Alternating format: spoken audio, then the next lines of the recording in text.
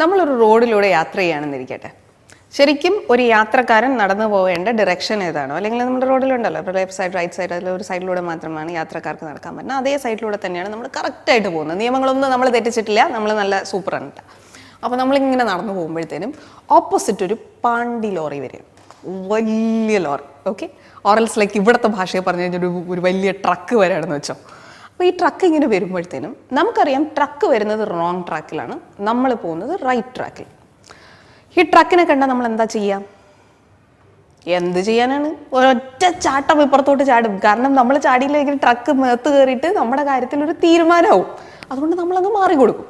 ഇനി ഇതേ നമ്മൾ പിറ്റേ ദിവസം ഇതേ റോഡിലൂടെ സഞ്ചരിക്കുന്നു, സെയിം സാധനം റിപ്പീറ്റ് ചെയ്യുന്നു, സെയിം ട്രക്ക് നമ്മളെ വരികയാണ്, നമ്മൾ റൈറ്റ് ആയിട്ടുള്ള വേയിലാണ് പോയിക്കൊണ്ടിരിക്കുന്നത്, എഗെയിൻ ട്രക്ക് റോങ് പാത്ത് കയറി വരികയാണ്. നമ്മൾ എന്താ ചെയ്യുക? എന്ത് ചെയ്യാൻ? തലേ ദിവസം ചെയ്തതുപോലെ എടുത്തൊരു ചാട്ടം ചാടും. അല്ലാന്ന് വെച്ച് കഴിഞ്ഞാൽ നമുക്ക് പണി കിട്ടും. ഇനി മൂന്നാമത്തെ ദിവസവും നാലാമത്തെ ദിവസവും അഞ്ചാമത്തെ ദിവസവും ഇതേ കാര്യം സംഭവിച്ചാലും നമ്മൾ ആരും വിരിമാറും കാട്ടി നിന്നിട്ട് ട്രക്ക് നീ വരുന്നത് റോങ് പാത്തിലാണ്, ഞാൻ കറക്റ്റ് വഴി തന്നെയാണ് പൊയ്ക്കൊണ്ടിരിക്കുക, നിനക്ക് സൗകര്യം ഉണ്ടെങ്കിൽ നീ മാറിക്കോ എന്ന് പറഞ്ഞിട്ട് വേദം പറഞ്ഞ് നമ്മൾ നിൽക്കാൻ പോണില്ല. നമ്മളൊരൊറ്റ ചാട്ടം അങ്ങോട്ട് ചാടും. കാരണം നമുക്കവിടെ നമ്മുടെ ലൈഫ് സേവ് ചെയ്യണം എന്നുള്ളതാണ് നമ്മുടെ ഏറ്റവും പ്രധാനപ്പെട്ട മിഷൻ. നൗ ഇത് നിങ്ങളുടെ ജീവിതവുമായിട്ട് നിങ്ങളൊന്ന് കണക്ട് ചെയ്ത് നോക്കിയേ. ചില കാര്യങ്ങൾ നമ്മൾ ചെയ്യുമ്പോഴേ നമ്മൾ പലപ്പോഴും പറയാറില്ലേ, ഞാൻ ശരിയായിട്ടാണ് ചെയ്തുകൊണ്ടിരിക്കുന്നത്, നീ ചെയ്യുന്നതാണ് തെറ്റ്, ഞാൻ പല ആവർത്തി ക്ഷമിച്ചു കഴിഞ്ഞു, ഇനി എനിക്ക് ക്ഷമിക്കാൻ സൗകര്യമില്ല, നീ വേണമെങ്കിൽ മാറിപ്പോക്കോ എന്ന് പറഞ്ഞ് നമ്മൾ ജീവിതത്തിൽ ചില അവസരങ്ങളിൽ കടുംപിടുത്തം പിടിച്ച് മാറാതെ നിൽക്കുന്നതാണ് പല ബന്ധങ്ങളും നഷ്ടപ്പെട്ടു പോകാനുള്ള കാരണം. ഇടയ്ക്ക് എപ്പോഴെങ്കിലുമൊക്കെ ഒന്ന് ആലോചിച്ച് നോക്ക്. ഇങ്ങനെ വരുന്നൊരു ട്രക്കിന് അത് എത്ര പ്രാവശ്യം വന്നാലും നമ്മൾ തന്നെ മാറിക്കൊടുക്കും.